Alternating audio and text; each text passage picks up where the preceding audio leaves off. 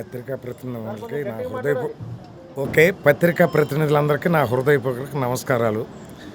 నా సినిమా పూజకు వచ్చినందుకు మీ అందరికీ ధన్యవాదాలు. మా సినిమా పేరు వచ్చేసి కరుణామయ. త్రూ అవుట్ ప్రాన్ world release December 23rd, 2026.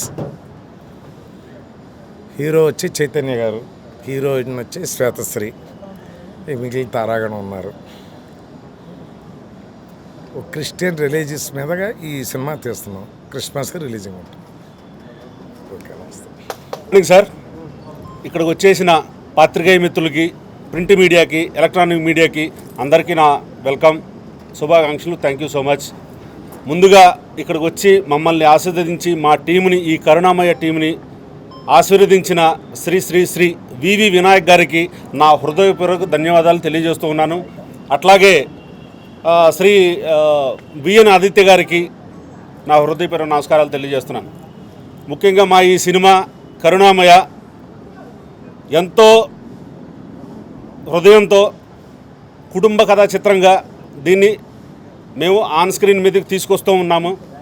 December 23న ప్రపంచవ్యాప్తంగా అన్ని భాషల్లో రిలీజ్ చేయడానికి మేము ప్రయత్నం చేస్తూ ఉన్నాం.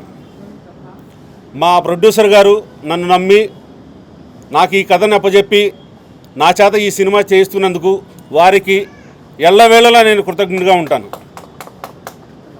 Thank you so much. పాత్రికేయులకు, మీడియా మిత్రులకి అందరికీ నమస్కారం. నా పేరు చైతన్య శక్తి.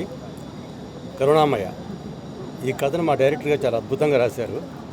డెఫినెట్గా ఈ సినిమా మంచి విజయం సాధిస్తుందని ఆకాంక్షిస్తున్నాను. అలాగే నాకు ఈ సినిమాలో అవకాశం ఇచ్చినందుకు మా డైరెక్టర్ గారికి, మా ప్రొడ్యూసర్ గారికి థ్యాంక్స్ చెప్పుకుంటున్నాను. నమస్కారం, నేను మీ స్వాతి సిరి. నాకు ఈ ఆపర్చునిటీ ఇచ్చినందుకు మా డైరెక్టర్ గారికి, ప్రొడ్యూసర్ గారికి స్పెషల్ థ్యాంక్స్ చెప్తున్నాను. అండ్ రాజేందర్ సార్కి, మహేందర్ సార్కి కూడా చాలా స్పెషల్ థ్యాంక్ యూ. మా మూవీని హిట్ చేస్తారని మనస్ఫూర్తిగా కోరుకుంటున్నాను. డైరెక్టర్ అని ఏం కాదండి, చాలా ఎమోషనల్ కనెక్ట్ అవుతారు ఈజీగా. అంటే రిలీజియస్లా కాకుండా ప్రతి ఒక్కరు కనెక్ట్ అవుతారు. అది ప్రతి ఒక్కరు కనెక్ట్ అవుతారు. ఈ వీళ్ళు వాళ్ళు అనేది అయితే ఏం భేదాలు ఏం లేకుండా చేస్తున్నాము. అండ్ అందరు కూడా అలాగే చూస్తారని ఎక్స్పెక్ట్ చేస్తున్నాం మేము కూడా. దాంట్లో నెగిటివ్స్ కాకుండా పాజిటివ్స్ చాలా ఉన్నాయి మా మూవీలో. సో అవే చూసి ఎంకరేజ్ చేస్తారని కోరుకుంటున్నాం. సార్, ఇప్పుడున్న జనరేషన్కి అంటే చాలా వరకు విభేదాలు జరుగుతున్నాయి. ఈ మూవీ ద్వారా ఏం చూపించాలనుకుంటారు?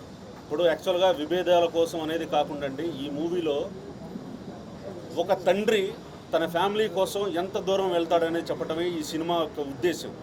తన చేసే జీవిత గమనంలో దేవుణ్ణి ఎలా చూశారు అనేది చెప్పడమే ఈ cinema. Thank you so much.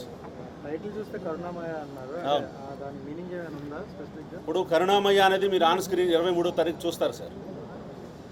నేనేం చెప్పబోతున్నాను, ఏం చెప్తున్నాను, ఆ టైటిల్ ఎందుకు పెట్టాను అక్కడ, దానికి రీజన్ ఏంటి, దానికి వాల్యుయేషన్ ఏంటి, ఇవన్నీ ఆ రోజున మీరు ఆన్ స్క్రీన్ మీద అందరూ చూస్తారు. డేట్ అనౌన్స్మెంట్ కూడా చేస్తారు, పెట్టేశారు. అంటే ఈ మధ్యకాలంలో ఎక్కువ సినిమాలు సెన్సార్ ఆగుతున్నాయి అన్నమాట. సెన్సార్ కూడా రాకముందే మీరు డేట్ అనౌన్స్మెంట్ చేయడానికి కారణం ఏంటి? సెన్సారు పిలిచి మరీ చేయిస్తారు సార్, అంత గొప్పగా ఉంటుంది. ఒక్క చిన్న కట్టు కూడా లేకుండా చేయడానికి మేము ప్రయత్నం చేస్తాం. రెగ్యులర్గా ఆగస్టు సెప్టెంబర్లో షూటింగ్ కంప్లీట్ చేసి పోస్ట్ ప్రొడక్షన్ కంప్లీట్ చేసుకుని 23కి ఆన్ ది డేట్ వరల్డ్ వైడ్గా సినిమా రిలీజ్ చేస్తాం. 5 months ఉంది. 5 monthsలో మరి కంప్లీట్ అయిపోతుంది. 5 monthsలో ఖచ్చితంగా కంప్లీట్ అవుతుంది సార్.